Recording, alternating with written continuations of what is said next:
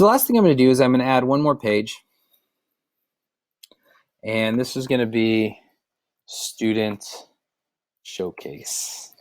And I'm going to use this to just showcase some of my favorite student work that exists. Now, I'm going to embed something from YouTube.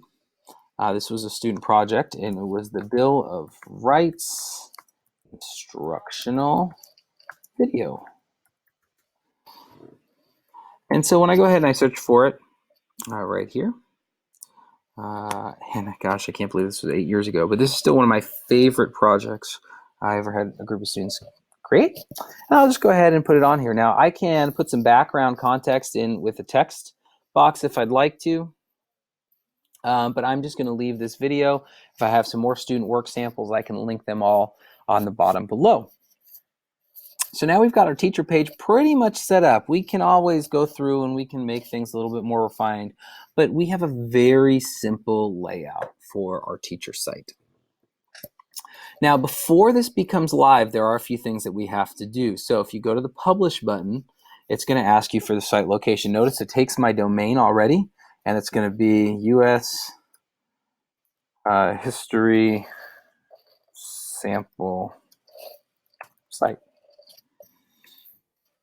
Now, I can allow this for anyone in Pleasanton or anyone on the web, which is what I'm going to do. Keep in mind, if I want anyone to see this, not just students, but parents, it needs to be anyone on the web.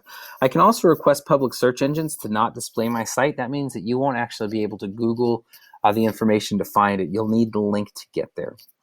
I'm just going to leave this like this, and I'll hit the publish button. Once this is published, this site is now live.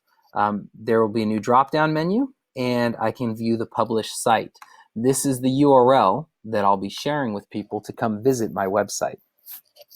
And you'll notice we've got our header across the top. It's that embedded drawing with the links. I've got a link to the course syllabus, and I have my daily agenda just right on the home page. I do ask students to do a lot of daily ding-dong or warm-up activities, and so I have that tab along with the presentation embedded and all the response things that they'll need. I have some course resources, just very simply a Google Drive folder that is embedded on my site.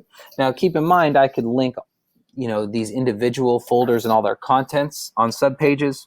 And then I have my student showcase piece, which has my video embedded in my student work to share with everybody. There are a few other options I get back in edit mode. I can change the navigation menu from having pages across the top like this. I can use this little settings wheel, and I can use a side navigation if I'd like. The side navigation, now everything comes up underneath the sidebar. I